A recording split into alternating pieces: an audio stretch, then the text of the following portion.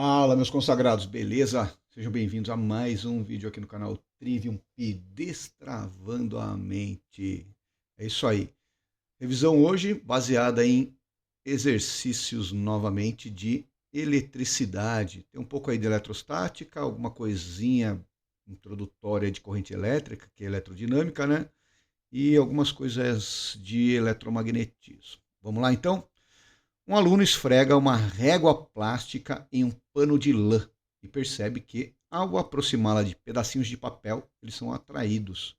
O fenômeno ocorrido corresponde a um processo de eletrização por. Ok, vamos relembrar aí. Então a gente tem três processos: o, a eletrização por contato, onde você pega lá dois corpos, um precisa necessariamente estar eletrizado, na verdade, e aí você encosta no outro, por isso o nome contato, beleza? Durante o processo do contato, os corpos trocam cargas elétricas. Vale lembrar aí que a troca de carga é sempre de elétrons, são os elétrons que se movimentam de um corpo para o outro. Então, se o corpo ficou positivo, ele simplesmente perdeu elétrons, ok? Se o corpo ficou negativo, ele ganhou elétrons. Então, na eletrização por contato, se eu tiver um corpo positivo e tocar num corpo neutro, o corpo neutro passa a ficar positivo. Por quê? Porque o cara que era positivo começou a roubar elétrons desse cara que estava neutro. E aí o cara que é neutro começou a ficar positivo. E o cara que estava positivo ficou um pouco menos positivo, porque ele começou a ganhar elétrons que foram anulando sua positividade. Se os corpos forem geometricamente idênticos, a carga total do sistema se divide em partes iguais aí, ok? Então temos aí um processo que é o contato. Outro processo de eletrização é o atrito, ok? Você pega aí materiais diferentes e de fato esfregam no outro, atrito, né? Como ele está mencionando aí, pegou a régua e esfregou no pano de lã. Então é uma eletrização por meio do processo do atrito, ok? E aí nesse processo de eletrização por atrito, os dois podem estar inicialmente neutros, ok? Aí você esfrega um no outro, um perde elétrons, outro ganha. Final do processo, dois corpos eletrizados com cargas de sinais opostos. O que um perde, o outro ganha. Legal? Então aí foi o atrito. E tem ainda a indução. A indução acontece quando você aproxima, não toca, aproxima um corpo eletrizado de um corpo neutro e supõe que você ligou um fio terra ali, ok? Ao aproximar o corpo eletrizado desse corpo neutro que está ligado na Terra, você vai induzir uma eletrização. Então, se o cara que chega perto está positivo, ele vai atrair carga negativa da Terra para o corpo e aí o corpo vai ficar eletrizado negativamente por indução, ok? Então, se o indutor é positivo, o induzido fica negativo. E aí, se o indutor for negativo, o induzido vai ficar positivo. Perfeito? Nesse caso dessa questão em especial, o processo que ocorreu aí foi a eletrização por atrito, beleza? A lã esfregou na régua. Então, você tem aí o processo de eletrização por atrito. Vamos lá? Seguindo aí nos processos, três esferas metálicas, X, Y e Z, estão eletricamente isoladas. A esfera X, vamos anotar aqui, possui carga 4Q, enquanto que Y e Z estão neutras. 0 para essa, 0 para essa. Se X encosta em Y, então X encostou em Y. Carga total aí, 4Q. Elas são idênticas. Então, geometricamente idênticas, divide a carga total em partes iguais. Qual que é o total? 4Q mais 0. Então, 4Q é o total, metade para cada uma. 2Q para X e 2Q para Y. Ok? O X encostou em Y. E, em seguida, Y encosta em Z. Então, se Y encostar em Z, o que vai acontecer? Carga total, 2Q mais 0. 2Q mais 0, a carga total é 2Q, metade para cada um. Então, Q para esse cara e Q para esse, beleza? Ao final do processo de distribuição das cargas, o que teremos aí? Então, olha lá, o X ficou com 2Qs, o Y ficou com Q e o Z ficou com Q. Vale lembrar aqui ó, que somar tudo isso daqui tem que dar o que tinha no começo. Vamos ver Q mais 2Q dá o que tinha no começo. Então tá perfeito.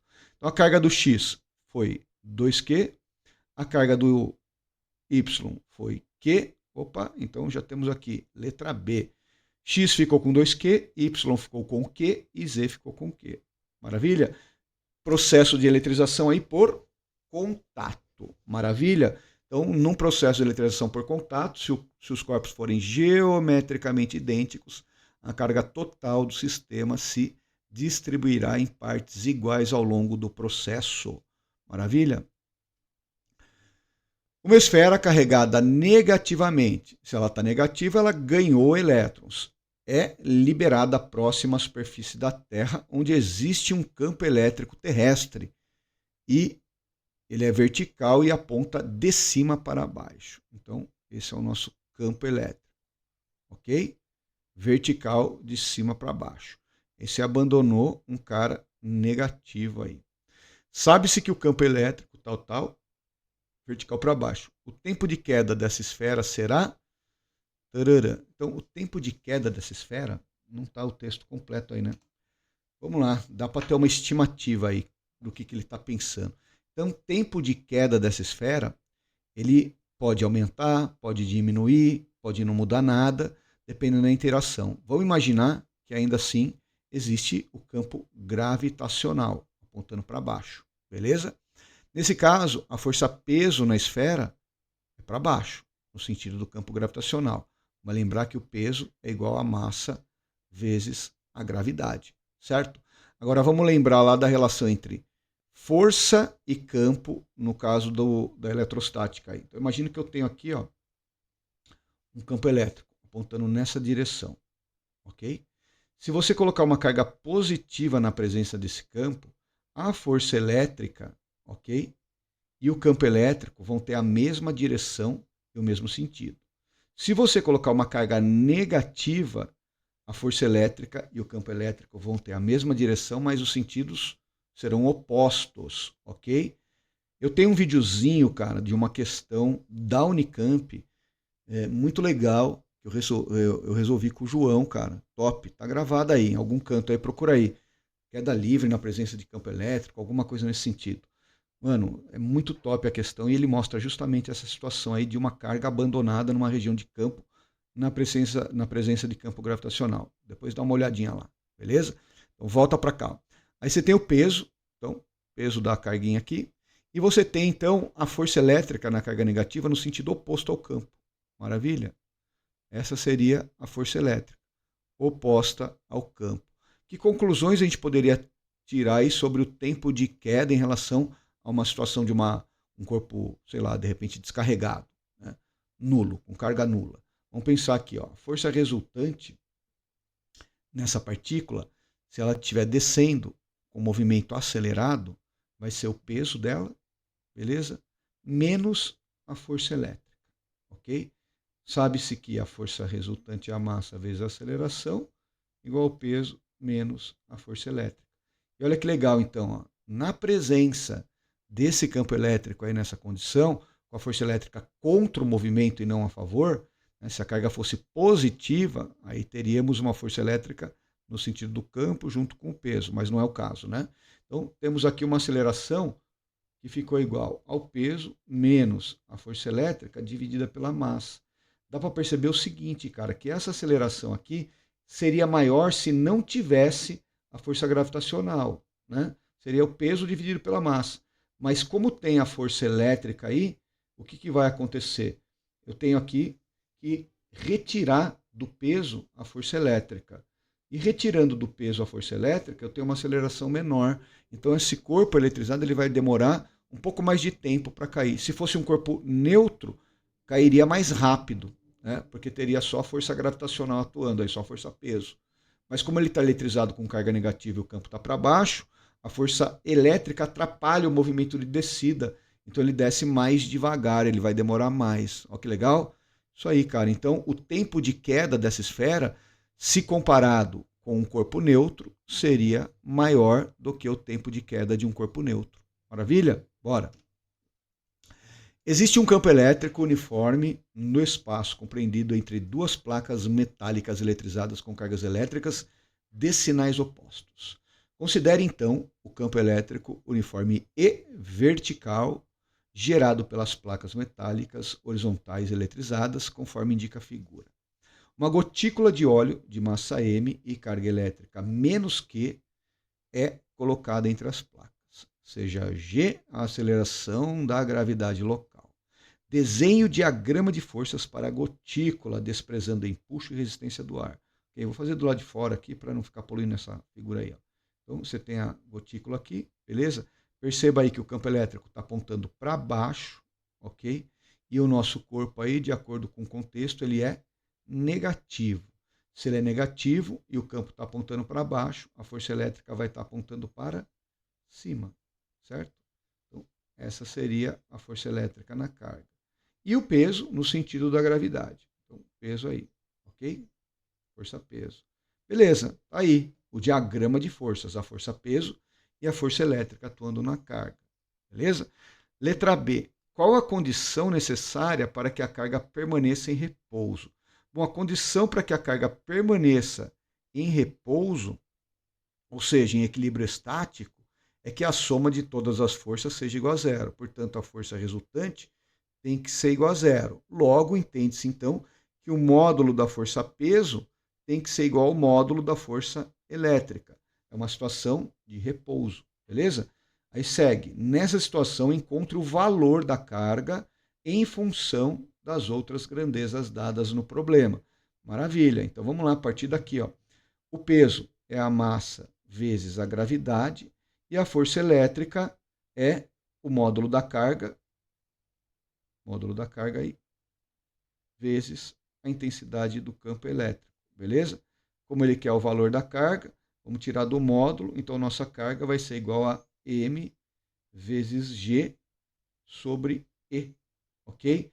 E ela é negativa como já está no enunciado lá, então a menos M vezes G sobre E, beleza? Então esse seria aí o valor da carga elétrica em função das grandezas dadas no texto, que é a massa, a gravidade e o campo elétrico. Os três apareceram aí. Ah, mas não tem número. Não tem número, rapaz. Que top. Em função só das unidades aí. Massa, a gravidade e o campo elétrico.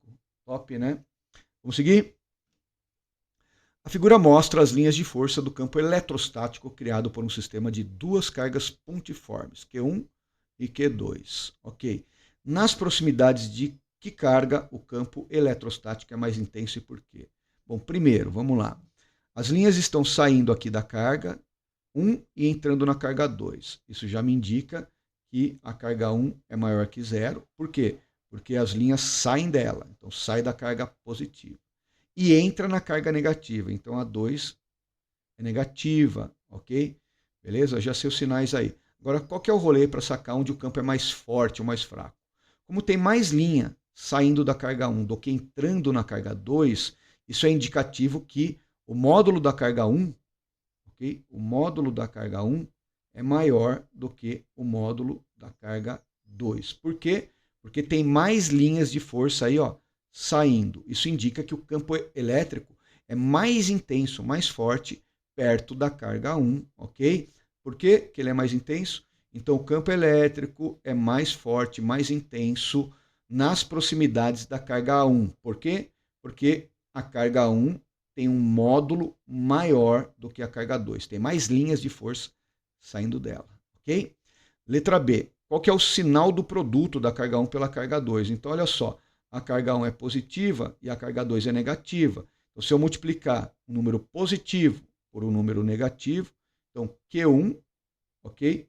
Vezes menos Q2. O que vai acontecer? Vai dar um número negativo, ok? Então, a carga 2 é negativa, vezes o número positivo, o sinal vai ser negativo. Qual que é o sinal? Sinal negativo aí, beleza? Maravilha, hein? Vamos embora. Um feixe de prótons, ok? Um feixe de cargas positivas percorre uma trajetória circular dentro de um acelerador de partículas devido à presença de um campo magnético. Pô, rapaz, aqui em Campinas, pertinho da gente aqui, ó, Jundiaí, tem um acelerador de partículas gigante, cara. É o Sirius. Lá eles fazem análise de materiais, é muito top. Né? E eles utilizam aí campos magnéticos para conseguir direcionar o movimento do feixe de carga ali que vai colidir com algum material para analisar a estrutura desse material. Top demais, hein? Então vamos lá. O que mantém os prótons nessa trajetória aí. Vamos lá, cara. Seguinte, vamos lembrar um pouco de ideia de magnetismo aqui, ó. A gente sabe o seguinte aqui, ó, rapidão, vem comigo. Fazer um plano cartesiano 3D aqui, ó. Imagina que é tridimensional, o canto da parede aí, ok? Então aqui funciona da seguinte maneira. Ó. Você tem 90 graus aqui, 90 graus aqui, e aqui pode ser um ângulo qualquer aqui, ó. Aqui você vai ter o campo magnético, beleza? Aqui você vai ter a velocidade e aqui você vai ter a força magnética. Se fosse a sua mão direita, isso daí, ó, você colocaria a palma da mão aqui assim, o dedão representaria a velocidade, polegar aqui é a velocidade, ok? As pontas dos dedos aqui representaria o B, e na palma da mão você vai colocar a força magnética. Com a seguinte convenção: se a carga for positiva, a força sai da palma da mão, e se a carga for negativa, a força vai entrar na palma da mão, ok? E aqui você tem o ângulo que está ali, ó, o θ, que é o ângulo entre a velocidade e o campo. Agora, olha só que legal. Toda vez que você lançar uma carga elétrica, ok? Lançar uma carga elétrica perpendicularmente ao campo, então, sei lá, vou tentar desenhar num outro esquema aqui. Ó. Imagina que o campo está entrando aqui na lousa, aqui na tela, aqui, ó, campo magnético entrando. Ele está perpendicular aí, ok? E aí eu lancei, por exemplo, uma carga elétrica para cá, ó, uma velocidade para cá. Então, minha carguinha entrou aí com uma velocidade nessa direção e nesse sentido.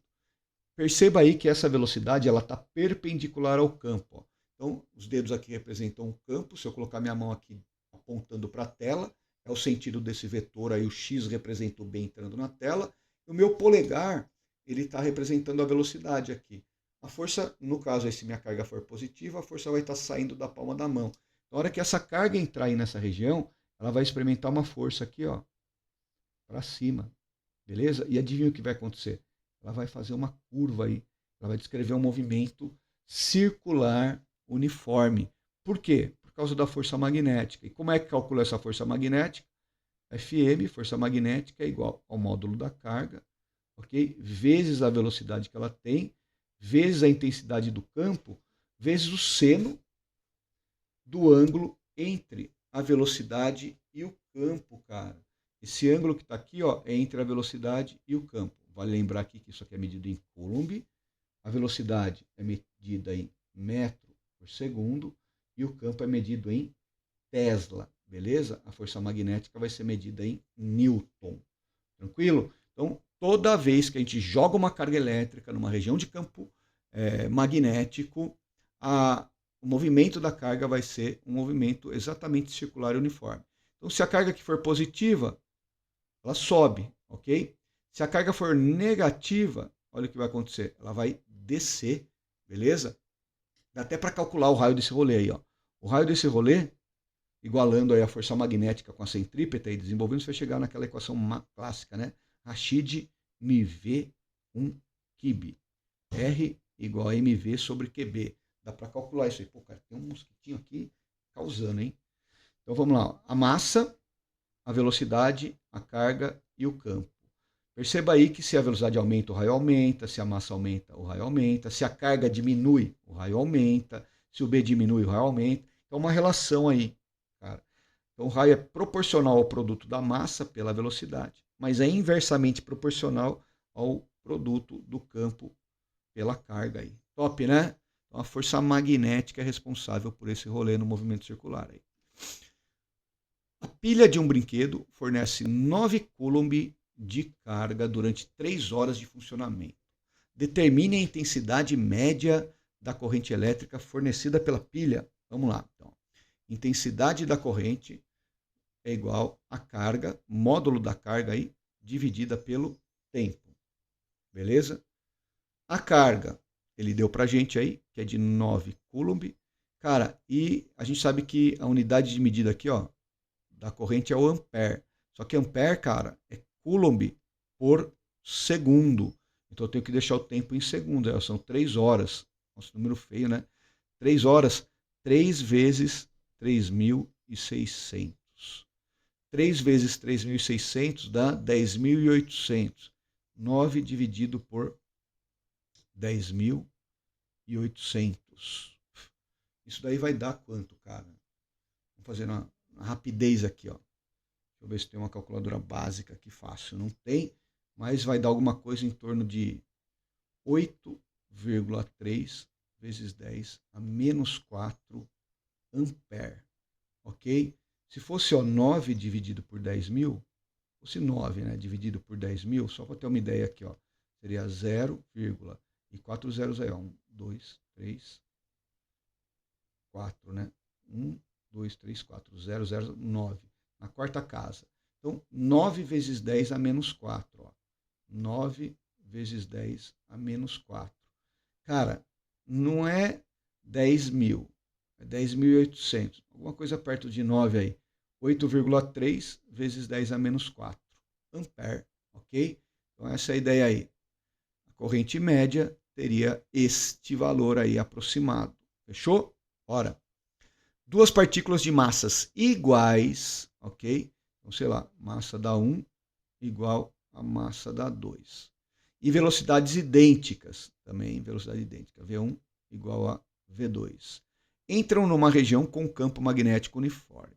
Uma descreve trajetória circular no sentido horário e outra no anti-horário. Então vamos imaginar que as duas entraram aí, uma foi para cá e a outra foi para lá, ok? Sei lá, a positiva para cá e a negativa para lá. As duas entraram aí com a mesma velocidade. Então aqui está negativa e aqui está positiva. Entraram aí, certa velocidade aí, beleza? Agora, uma foi para um lado e outra foi para o outro. Por quê? Lembra aí daquele rolê que eu fiz ali com a mão direita? Né? Lembra lá? Da mão direita, tal, entrando na tela, e mesma ideia. Vamos tentar dissolver isso daí aqui assim, ó. Então, uma descreve trajetória circular no sentido horário e a outra no anti-horário. Então, a gente pode concluir aí que ambas possuem a mesma carga positiva? Não, né? Senão elas iam para o mesmo lado. É aquela equação lá do Rashid, MV, 1, Kib, ok? Módulo da carga aqui. Vamos lá? Se o campo, por exemplo, estivesse entrando na lousa, não, vamos fazer saindo aqui, porque eu fiz o outro entrando, então vai. Saindo para dar certo é o que eu já coloquei aí. Então, ó, dedão, esse daqui seria o campo, tá? Bolinha com ponto aí é o campo magnético. Então, agora a mão vai ficar virada para você, ó. O polegar está apontando para cima, porque a velocidade está para cima. Só que os dedos aqui apontando para você. Carga positiva, a força sai da palma da mão. Então perceba aqui, ó, empurrou para o meu lado direito. E a carga negativa empurrou para o meu lado esquerdo aqui, ok? Então tem que ter sinal oposto para ir para o lado contrário. Então uma tem que ser positiva e a outra tem que ser negativa. A positiva nessa referência foi para o lado direito e a negativa para o lado esquerdo.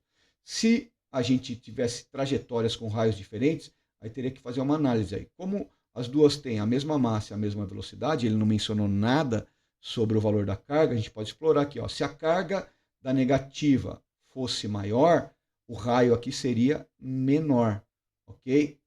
O que cresce, o raio diminui, beleza?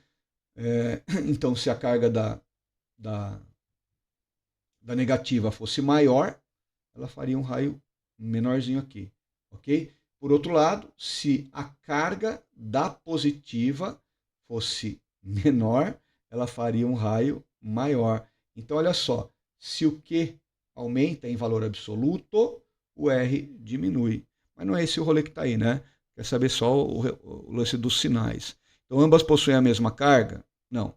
Ambas possuem a mesma carga negativa? Não. As cargas são de sinais opostos. Maravilha? Segue. Em uma usina eólica, o vento movimenta as pás do gerador, que por sua vez aciona o alternador. Nessa sequência, a transformação de energia é... Bom, a usina eólica, ela tem lá um sistema de vento ali batendo na hélice. Então eu tenho inicialmente energia de movimento, que é mecânica na verdade, ok? Mas é na forma de cinética, é uma mecânica na forma de cinética. Aí essa energia cinética vai movimentar um conjunto de engrenagens e tal. Então vou continuar tendo energia mecânica no processo. E ao final, esse sistema de engrenagens, ele consegue fazer um conjunto de espiras girar imersa num campo magnético. Eu tenho ali um princípio de indução magnética acontecendo. Então eu tenho transformação de energia mecânica nesse momento em energia elétrica. O mais próximo que a gente tem aí está aqui, né? Deixa eu ver, energia mecânica em térmica não. Então cinética em mecânica mecânica e elétrica. Isso tudo aqui é um pacote só, né? Beleza? Tá aí para você, então, uma usina eólica. Usina eólica funciona pelo princípio da indução magnética. Em uma indústria, parte do calor liberado na queima de combustível é utilizada para aquecer a água e gerar vapor, que move turbinas. Então temos uma usina aí, uma usininha, né? Então, em uma indústria, parte do calor liberado na queima do combustível é utilizado para aquecer a água e gerar vapor, que move turbinas. Então seria uma usininha termoelétrica aí. Enquanto a outra parte é reaproveitada para aquecer ambientes. Então é uma retroalimentação aí, uma cogeração de energia, né? Você dissipa, mas você aproveita o que está sendo dissipado para cogerar a energia em algum outro momento ali. Ó. Top, hein? Então é um sistema inteligente. Esse processo de aproveitamento de energia recebe o nome de cogeração. Isso aí, ó, cogeração, uma retroalimentação do sistema. Maravilha? Então acho que é isso, rapaziada. 10 questõezinhas aí de revisão para você dar aquela estudada.